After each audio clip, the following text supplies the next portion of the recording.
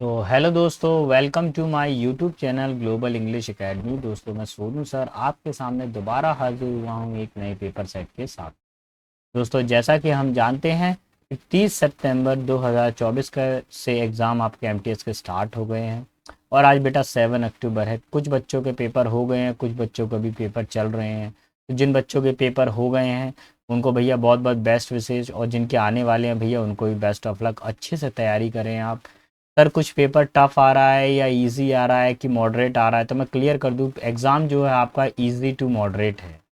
ठीक है, ज़्यादा टफ नहीं देखने को मिल रहा है। सर, कुछ नए टॉपिक्स आ रहे हैं, तो बेटा कोई भी नया टॉपिक नहीं आ रहा है। प्लीज़ आप प्रीवियस ईयर का जाकर डेटा अच्छे से कवर कर लीजिए, तो आपको उससे बहुत हेल्प होगी। एटलीस्ट कम से कम आप 3 साल का डेटा तो आप कवर करें, 5 साल का ना कर पाएँ तो उससे भी सफिशिएंट हो जाएगा। इंग्लिश एक ईजी सब्जेक्ट आ रहा है अब की बार। ठीक है, तो चलिए हम देखते हैं आज अपना सेट नंबर 54। देखिए, कई सारे बच्चे हैं हमें कमेंट बॉक्स में अपने नाम लिख के दे रहे हैं। अगर आपको कोई भी कैसा भी डाउट आ रहा है, सर मेरे को वो वोकैब नहीं आ रही, सर मेरे पास ये नहीं है, सर मेरे पास वो नहीं है, तो प्लीज़ मुझे कमेंट बॉक्स के अंदर लिखिए। सारी पीडीएफ फाइल्स, कौन कौन सी पीडीएफ फाइल्स, सिनोनिम्स की, एंटोनिम्स की, वन वर्ड सब्स्टिट्यूशन की, आइडम एंड फ्रेसेस की, सबका मैंने इंपॉर्टेंट पीडीएफ फाइल आपको बेटा टेलीग्राम चैनल पर शेयर कर दिया है। सर, टेलीग्राम चैनल का लिंक कहाँ पर मिलेगा? सो बेटा, जो टेलीग्राम चैनल का लिंक है वो आपको बेटा डिस्क्रिप्शन बॉक्स में मिल जाएगा। और अगर डिस्क्रिप्शन बॉक्स में नहीं सर्च कर पाओ तो बहुत आसान है, कमेंट बॉक्स में जस्ट इतना सा लिख देना, sir Telegram channel link share कर दीजिए। Sir, Telegram channel link share कर दीजिए, मैं आपको तत्काल टेलीग्राम चैनल लिंक शेयर कर दूंगा। ठीक है बेटा, मेरी कोशिश ये है कि 20 मिनट्स में आपके 25 क्वेश्चंस का रिवीजन हो जाए, एक फास्ट रिवीजन हो जाए। तो चलिए हम अपने वीडियो को शुरू करते हैं। ये रहा क्वेश्चन नंबर 1। तो देखिए, तो पहला क्वेश्चन किससे रिलेट करता है भैया? करेक्टली स्पेल्ड से रिलेट करता है, करेक्ट स्पेलिंग बतानी है। टेलीविजन की जो सही स्पेलिंग है वो ऑप्शन नंबर 4 है। सो हमारा आंसर क्या हो जाएगा? ऑप्शन नंबर 4, यही हमारी सही स्पेलिंग है। क्वेश्चन नंबर 2 पर आते हैं। Move the goal post. अच्छा देखिए, ये गोल पोस्ट बना हुआ है, फुटबॉलर खेल रहे हैं, यहाँ पे कई सारे फुटबॉलर खेल रहे हैं। ठीक है, खिलाड़ी खेल रहे हैं, और यहाँ पे क्या बना हुआ है? गोल पोस्ट बना हुआ है। आपको यहाँ से यहाँ गोल करना है। अब वो क्या बोल रहा है? मूव द गोल पोस्ट, यानी गेंद को तो मूव नहीं करेंगे, लेकिन ये गोल पोस्ट को, जो फुटबॉल के अंदर जो गोल पोस्ट होता है, उस पूरे गोल पोस्ट को मूव कर देना। तो क्या ये बात सही है? ये तो बिल्कुल गलत है यार। जो मूवमेंट होना है वो गोल में, यानी फुटबॉल के अंदर मूवमेंट होना है, या तो football left right up down होगी, लेकिन ये नहीं होगा कभी भी गोल पोस्ट अपने आप में। अगर ऐसी स्थिति बनती है तो कैसी बनती है? नेगेटिव स्थिति बनती है। यानी कि ऐसी स्थिति को बोलेंगे हम लोग गलत, यानी बेईमानी तरीके से रूलों को बदलना, अपने स्वार्थ सिद्धि के लिए नियमों को पलटना। तो देखो, to put a lot of effort into into something, किसी चीज में बहुत ज्यादा प्रयास करना नहीं बेटा। अनफेयरली एल्टर्स, अनफेयरली गलत तरीके से, एल्टर्स का मतलब होता है बदलना, द कंडीशंस परिस्थितियों को बदलना, नियमों को बदलना, of a procedure during it course. कोई प्रोसीजर चल रहा है, कोई गोल हो रहा है, कोई प्रोसीजर हो रहा है, और अपने हिसाब से फैसला कर लेना कि भैया गोल पोस्ट जो है वो ये सामने वाला नहीं है, ये सामने गोल पोस्ट नहीं है, गोल पोस्ट तो हम ये मानेंगे। तो अपने हिसाब से नियमों को बदल देना, यानी गलत तरीके का प्रयोग कर लेना, वही हमारे पास में क्या कहलाता है? Move the goal post. और यही आपका आंसर हो जाएगा। ठीक है, ऑप्शन नंबर 2। बाकी ऑप्शन भी अगर आप रीड करोगे तो उससे आपका नियरेस्ट आंसर नहीं आ पाएगा किसी भी हालत में। देखिए, फ्लेयर्ड, फ्लेयर्ड का मतलब क्या होता है? इसका मतलब होता है किसी चीज का काफी ज्यादा चमकना या दमकना, ब्राइट। डार्केंड का मतलब क्या होता है? अंधेरा। ठीक है, डार्केंड का मतलब क्या होता है? अंधेरा। रेडिएंट का मतलब क्या होता है? किसी चीज का काफी ज्यादा फैलना, फैलाव हो किसी चीज। अच्छा, ग्लेयर्ड का मतलब भी क्या होता है? चमकना। कभी कभी ग्लेयर्ड का मतलब क्या होता है? गुस्से की वजह से चेहरे का काफ़ी ज़्यादा चमकना। ठीक है, तमतमाना भी होता है, ये चमकना लिखा हुआ है। फ्लेम्ड का मतलब क्या है? आग से जलता हुआ या आग लगना, प्रज्वलित होता हुआ। अभी क्या चाहिए हमको? चाहिए antonym. If you see here the perfect antonym for it, option number 1। Cleared means उजाला या चमक, और डार्केंड मीन्स अंधेरा। Let's see question number 4. If you see here, question number 4 is related with the idiom and phrases. ध्यान रखिए, paper में idioms के लिए तो मैंने आपको 200 शेयर कर ही दिए हैं इंपॉर्टेंट। फ्रेजेस वाला जो पार्ट है, अगर आपको पता करना है कि सर फ्रेजल वर्ब कहाँ कहाँ से आएगी, तो बस जस्ट प्रीवियस ईयर में चले जाइए। 2021 सॉरी 2022, 23 और 21 के अगर थोड़ा सा समय हो तो CGL और CHSL, इन दो के आप फ्रेजल वर्ब को चेक कर लीजिए, और प्लस MTS अगर आपके पास में थोड़ा सा समय हो। और ज़्यादा नहीं आए हैं, कभी 4-5 सेट में एक आध बार आएंगे। ठीक है, ईडीएम्स तो आता ही आता था, अब की बार जो बढ़ा है वो फ्रेजर्स हैं। फ्रेजर्स पहले भी आ चुके हैं, फ्रेजेस पहले भी आ चुके हैं। She refuse to back dash so she was fired from the company, उसने कंपनी के नियमों को मानने से मना कर दिया, यानी बैक डाउन, पीछे हट गई, वो अब नियमों को नहीं मानेगी कंपनी के, तो कंपनी ने क्या कर दिया, उसको बाहर कर दिया। ऑप्शन नंबर 2, यानी बैक डाउन का मतलब होता है पीछे हटना या अवज्ञा करना या किसी चीज को छोड़ देना।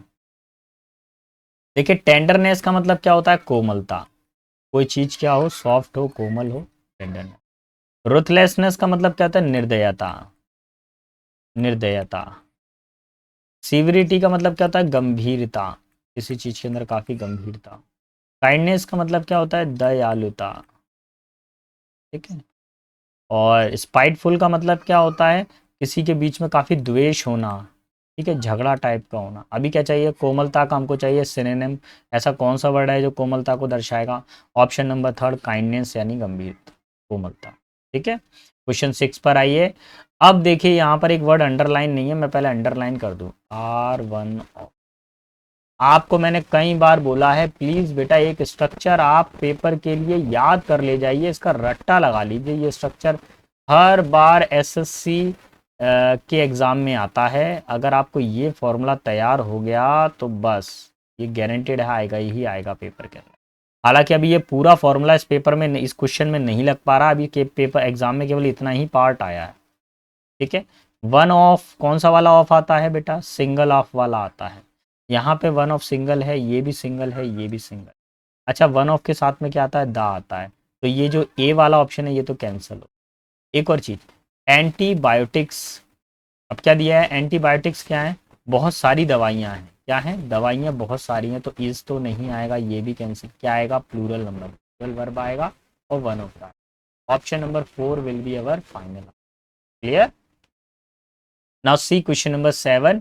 यहाँ पे क्वेश्चन नंबर 7 किसको बता रहा है, वन वर्ड सब्स्टिट्यूशन को बता रहा है। चंद्रमा से संबंधित, कई बार पेपर में आया है बेटा, लूनार, चंद्रमा से संबंधित, चंद्र संबंधित, यही आंसर है ऑप्शन नंबर 4। अच्छा, बाकी चीजों को भी बता दे। फैटल का मतलब होता है डेडली यानी प्राण घातक। सोलर का मतलब क्या होता है, रिलेटेड टू सन, सूरज से संबंधित। और प्लाटोनिक का मतलब क्या होता है, आदर्शवादी होता है, सिद्धांतवादी या आदर्शवादी होता है प्लाटोनिक। ठीक है, तो अभी आंसर है option number 4। Clear, free hit question था। आगे देखिए, इम्पोलाइट। इम्पोलाइट का मतलब क्या होता है, ऐसा व्यक्ति जो काफी ज्यादा क्या है, कठोर है, इनफ्लेक्सिबल है। कैसा है, अडामेंट, इनफ्लेक्सिबल। ठीक है, काफी जिद्दी टाइप का व्यक्ति है, अडामेंट। ठीक है, अभी ब्लंट का मतलब क्या होता है, जिसके अंदर कोई धार ना हो, मतलब जिसमें कोई तेज धार ना हो, तो उसको हिंदी में बोला जाता है भौंतरा, बिना धार का। अनसिविल का मतलब क्या होता है, असभ्य, जिसमें पढ़ाई लिखाई ना हो। सुपीरियर का मतलब क्या होता है, उच्च। ठीक है, कॉर्टियस का मतलब क्या होता है, विनम्र।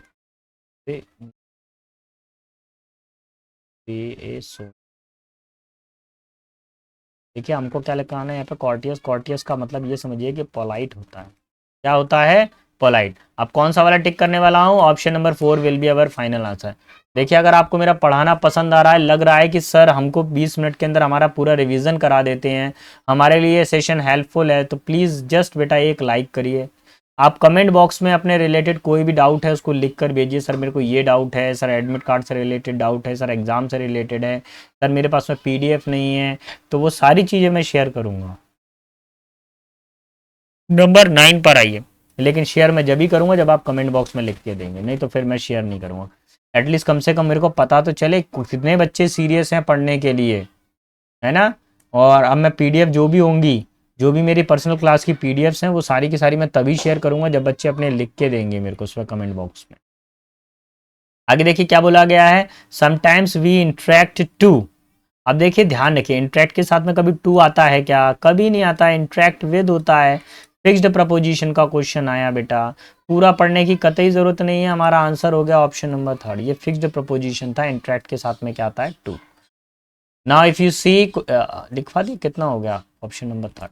If you see question number 10, stop crying for the moon, बेटा ये पीडीएफ में से है, आइडम एंड फ्रेसेस की मैंने पीडीएफ जो प्रोवाइड की है उसमें से ही है ये। Stop cry for the moon, असंभव अभिलाषा, असंभव अभिलाषा, ऐसी अभिलाषा जो पूरी नहीं हो सकती है, यानी काल्पनिक अभिलाषा। बोला गया है stop crying for the moon and start coming up with some sensible demand, ये फालतू असंभव अभिलाषाओं के लिए, ऐसी इच्छा पूर्ति के लिए ना रोएं जो पूरी नहीं हो सकती है, उस चीज़ों को छोड़कर एक समझदारी भरा आप बात कहें। तो आंसर क्या हो जाएगा, देखिए प्रेज वन सेल्फ एफर्ट, किसी अपने प्रयास को काफ़ी ज़्यादा सराहना करना नहीं, टू मेक मनी गलत तरीके से धन अर्जन करना नहीं, टू अंडरस्टैंड हिडन मीनिंग छिपे हुए अर्थ का समझना नहीं। देखिए इम्प्रैक्टिकेबल यानी जो व्यवहारिक नहीं हो, अनरीजनेबल जो असंभव टाइप हो, ऐसी आपका निवेदन, ऑप्शन नंबर यानी असंभव अभिलाषा। क्वेश्चन नंबर 11 पर आइए, और 11 का देखिए, एज डज नॉट, अरे डज नॉट कभी भी पेपर के अंदर आ जाए, डू आ जाए, डज आ जाए और डिड आ जाए, ठीक है, इनके बाद में हमेशा कौन सी फॉर्म आती है, वर्ब की फर्स्ट फॉर्म आती है। कौन सी फॉर्म दी हुई है बेटा, फोर्थ फॉर्म दी हुई है, यहीं पर ही गड़बड़ है, फोर्थ फॉर्म पर ही गड़बड़ है, आपको क्या करना पड़ेगा, इसको फर्स्ट फॉर्म में कन्वर्ट करना पड़ेगा, सीन में, यही आंसर हो जाएगा option number 4। Clear, age does not seem to diminish our capacity to speak right learn new things, उम्र जो है किसी भी व्यक्ति की बोलने की, लिखने की और सीखने की क्षमता को खत्म नहीं करती है। देखिए डा विंसी पेंटिंग, आपने नाम सुना होगा लियोनार्डो डा विंसी का, एक महान पेंटर थे। द डा विंसी पेंटिंग रिवील्स मतलब उजागर करना, एन ऑब्सेसिव फैसिनेशन, एक बहुत ही ज्यादा जुनून को उजागर करती थी, फैसिनेशन विद, अब वो किस तरह का फैसिनेशन था वो भी देखेंगे। फैसिनेशन विद रिचुअल्स, रिचुअल्स का मतलब क्या होता है बेटा, जो हमारे संस्करण होते हैं, यानी कि जैसे रीति रिवाज होते हैं, rituals like those of the free mention, भैया फ्री मेंशन नाम से भी एक रिचुअल्स था, उसी की तरीके से उसकी पेंटिंग बनती थी। तो जो पेंटिंगें होती थी वो कैसी थी, जैसे रीति रिवाज क्या होते हैं, रहस्यपूर्ण होते हैं, कैसे होते हैं, सीक्रेट होते हैं, रहस्यपूर्ण, एनिग्मेटिक का मतलब होता है रहस्यपूर्ण। क्या उनकी पेंटिंग से रहस्यपूर्ण हुआ करती थी, क्या उनकी पेंटिंग पैथेटिक दयनीय हुआ करती थी, पैथेटिक तो हो नहीं सकती। स्टैटिक मतलब एक ही जैसी होती थी, यूनिफॉर्म एक ही तरह से चलेंगी। मैग्नेटिक मतलब क्या, चुंबकीय होती थी, आकर्षक होती थी। देखिए उसकी जो पेंटिंग से आकर्षक तो होती थी, लेकिन यहाँ पर क्या बोला गया, रिवील यानी उजागर करना, और उजागर क्या किया जाता है, एक रहस्य को उजागर किया जाता है, इसलिए option number 1 will be suitable answer for it. Okay, चलिए बढ़े अब आगे की तरफ। Question number 13, the inter governmental panel of the climate change, भैया ये पूरा इसी का नाम है आईपीसीसी। तो देखिए क्लाइमेट चेंज की बात हो रही है, the idea tipping point 2 decades ago, IPCC के अंदर जो आइडिया था टिपिंग पॉइंट, वो कब आया था, 2 दशक पहले आया था। तो देखिए जब भी कोई विचार, कोई नियमों को अगर सोसाइटी में स्थापित किया जाता है तो उनको इंट्रोड्यूस किया जाता है, क्या किया जाता है, इंट्रोड्यूस किया जाता है, लोगों से उसका परिचय कराया जाता है, यही इसका आंसर हो जाएगा ऑप्शन नंबर। विड्रॉन का मतलब क्या होता है, किसी चीज को निकालना, जैसे पैसे को हम निकालते हैं बैंक से, विड्रॉन करते हैं। इंट्रोड्यूस मतलब किसी चीज से क्या करते हैं ना, परिचित कराना, या उसको कमेंट्स करना, शुरुआत करना, उसकी लोगों के सामने लेकर आना, कमेंट्स। शॉर्ट एंड का मतलब क्या होता है, किसी चीज को छोटा कर देना। और वाउंडेड का मतलब होता है किसी को कोई चोट लग जाना, घाव हो जाना, घायल हो जाना, bounded. Let's see question number 14। अब 14 में क्या बताना है बेटा, स्पेलिंग करेक्शन आपको बतानी है।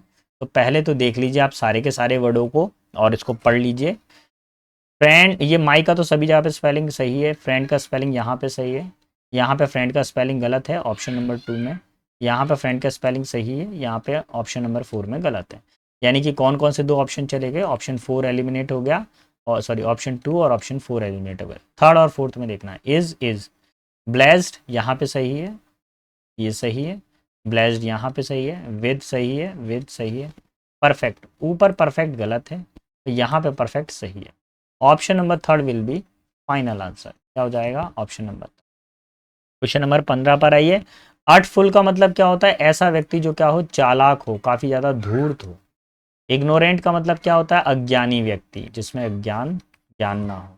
अच्छा, प्रूडेंट का मतलब क्या होता है? ऐसा व्यक्ति जो समझदार है, स्किल्ड है, सजग है। बेनाइन का मतलब क्या होता है? कोई चीज काफी ज्यादा सौम्य हो, सौम्य, सौम्य। और क्राफ्टी का मतलब क्या होता है? ऐसा व्यक्ति जो काफी ज्यादा चालाक हो, चीटर टाइप का हो, क्लेवर टाइप का हो। तो आर्टफुल का मतलब क्या हो गया? Crafty. Option number 4 will be final answer. ठीक है, देखिए भैया, आपको मेरा पढ़ाना पसंद आ रहा है, लग रहा है कि सर कुछ मेहनत कर रहे हैं हमारे लिए, तो भैया प्लीज़ सिर्फ एक लाइक करिए। और अगर आपको पीडीएफ वगैरह चाहिए, रिलेटेड एग्जाम से इंपॉर्टेंट क्वेश्चन चाहिए, तो प्लीज़ बेटा मेरे टेलीग्राम, मेरे कमेंट बॉक्स में लिखिए आप, मैं उसको भी आपको शेयर करूंगा। रात को ठीक 9 बजे रोजाना हम मिलते हैं। रोजाना 9 PM पर आपको एसएससी एमटीएस का पेपर सेट प्रोवाइड किया जाता है। इसके अलावा हम कुछ समय बाद में एसएससी सीजीएल और सीएचएसएल ऐसी सारे के सारे एग्ज़ाम को लेकर आएंगे, क्योंकि अभी जो नियरेस्ट एग्ज़ाम है वो एसएससी स्टेनो का एग्ज़ाम है, और सीजीएल का मेंस एग्ज़ाम है नियरेस्ट। तो एसएससी जा रहा है दिसंबर में, और आई थिंक मेंस भी नवंबर या दिसंबर में जा रहा है, तो मैं उसका भी सेशन आप लोगों के लिए लेकर आऊँगा। यू इज़, क्या यू के साथ में इज़ आता है यार? बताओ, कभी आता है क्या? कभी नहीं आता। यहाँ पे यू के साथ में इज तो अवेलेबल नहीं होगा। यू के साथ में आर आता है, यू के साथ में हैज़ भी नहीं आता। Option number 2 will be final answer. ठीक है, ये बहुत आसान क्वेश्चन दिया था आपको, यू के साथ में आर आता है। देखिए, fasting dash some festival increases the consumption of the fruit. देखिए, जब फास्टिंग मतलब जब व्रत के समय होते हैं, तो उस समय क्या होता है? फलों का जो कंजम्पशन है, फलों की जो उपभोग है, वो बढ़ जाता है। लोग फलाहार खाते हैं, तो फलाहार में क्या होता है? हम लोग क्या फल फ्रूट्स को ही खाते रहेंगे, ठीक है। कुछ लोग तो आलू या बाकी चीज़ें खाते रहते हैं, लेकिन कुछ लोग फ्रूट्स भी खाते हैं। क्या हो जाएगा? ड्यूरिंग। ड्यूरिंग का मतलब हो जाएगा के समय। किसके समय? त्योहारों के समय। चलिए 18 पर आइए। A clinical thermometer consist of. Clinical thermometer भैया सिंगुलर सब्जेक्ट है, वर्ब भी सिंगुलर है, कंसिस्ट के साथ ऑफ आता है, ठीक है। ए लॉन्ग, एक लंबी, नैरो यानी पतली, यूनिफॉर्म ग्लास ट्यूब। देखिए भाई, क्लिनिकल थर्मामीटर क्या होता है? एक लंबी पतली ग्लास ट्यूब होती है। थर्मामीटर जानते हो, एक ट्यूब जैसे तो होता है। अरे भैया पढ़ाने दो कंप्यूटर महाराज बच्चों को, बस 5 मिनट दे दो हमको, हम तो फ्री हुए बस। ऐसा करके कुछ रहता है ना थर्मामीटर, तो वही उसके बारे में चर्चा हो रही है। मेरे ख्याल से उसके अंदर नो एरर है, कोई एरर नहीं है। गिवन सेंटेंस के अंदर सिंगुलर सब्जेक्ट दिया है और सिंगुलर वर्ब आ रहा है, कोई दिक्कत नहीं है। क्वेश्चन नंबर 19 पर आइए, क्या बोल रहा है? I have watched a lot of student excel in online courses taking fully advantage. क्यों भैया, टेकिंग फुली एडवांटेज होता है क्या? सुनने से ही गलत लग रहा है। फुल एडवांटेज होता है, फुली एडवांटेज तो होता ही नहीं है, सुनने में ही गलत लग रहा है। आपको गलत सा फील नहीं हो रहा है इसके अंदर? Option number 4 will be final answer. System of government, देखो भैया ऑफलाइन क्लास में पूरी लिस्ट बनवाई थी मैंने, पीडीएफ जाके चेक कर लो वन वर्ड सब्स्टिट्यूशन का, उसमें भी ये आया हुआ है। पेपर से पहले वो सारी चीज़ें मैं बच्चों को करा चुका था। सुनने में अतिशयोक्ति हो जाएगी। अभी बेटा जब 2024 का जब आंसर शीट जारी हो जाएगी, तब मैं आपको बताऊंगा कि कहाँ कहाँ से क्वेश्चन आए थे मेरे, किस किस वीडियोज़ में से क्वेश्चन आए थे, है ना। आपको लगेगा सर बहुत लंबी लंबी फेंक रहे होते हैं, तो बेटा कुछ एक्सपीरियंस भी होता है। हम एक लंबे समय से इस सब्जेक्ट को पढ़ा रहे हैं, तो हमको ज़्यादा नहीं तो थोड़ा तो अनुभव होगा यार। उस अनुभव के आधार पे हम बता रहे हैं। जितना पेपर आपको दिया गया, जितना कंटेंट दिया गया, आप उतना भी कर लेते हैं तो एग्जाम में बहुत अच्छा स्कोर कर सकते हैं। A system of government of wealthy class, धनवान लोगों के द्वारा चलाया गया शासन। पहला है थियोक्रेसी, इसमें भगवान के द्वारा चलाया गया शासन होता है। द रिलीजन, किसी धर्म से चलाया गया शासन होता है। डेमोक्रेसी का मतलब होता है पीपल, जनता के द्वारा चलाया गया शासन, प्रजातंत्र। प्लूटोक्रेसी का मतलब होता है रिच लोगों के द्वारा चलाया गया शासन। ऑटोक्रेसी का मतलब होता है तानाशाह यानी कि डिक्टेटरशिप, जिसमें एक ही व्यक्ति का शासन चलेगा, ठीक है। तो अभी हमको क्या चाहिए यहाँ पे? प्लूटोक्रेसी, धनिक लोगों द्वारा चलाया गया समृद्धशाली लोगों द्वारा चलाया गया शासन, ठीक है। चलिए अब हम लोग लास्ट पड़ाव पर आ गए हैं, क्वेश्चन नंबर 21 पर आते हैं। इसको देखें, पढ़िए इसको जल्दी।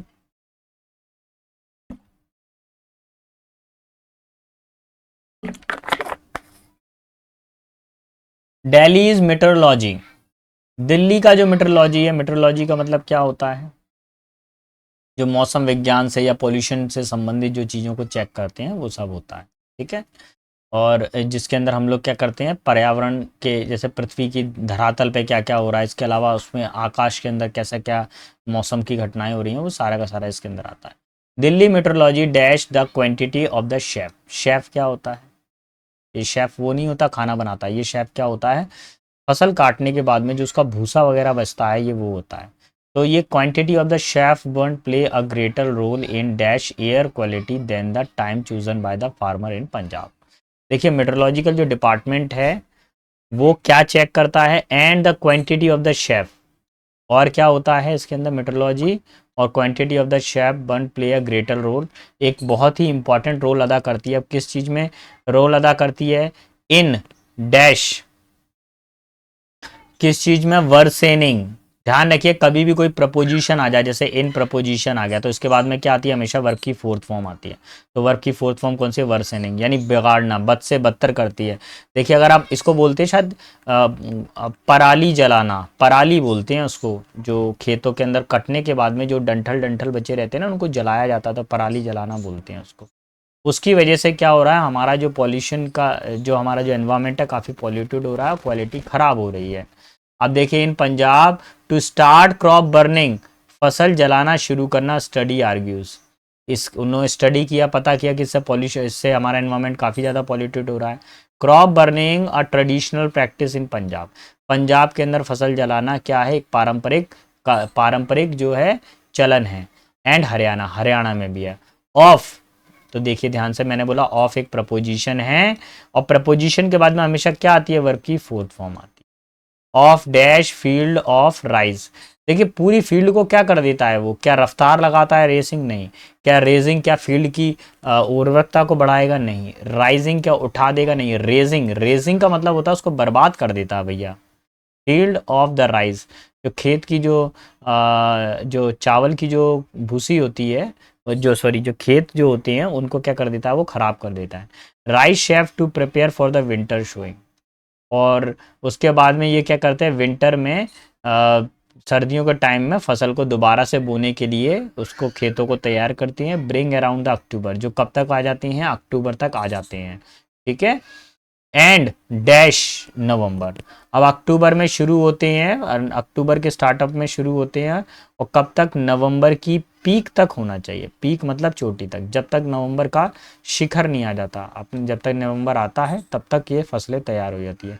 कोइंसाइडेड विद द डैश, क्या होना चाहिए, of the south west monsoon.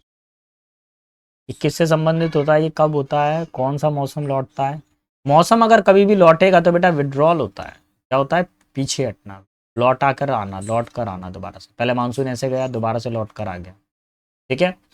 तो भैया ये हो गए क्वेश्चन 25। अगर आपको मेरा पढ़ाना पसंद आया है तो प्लीज़ चैनल को लाइक शेयर सब्सक्राइब करना ना भूलिएगा।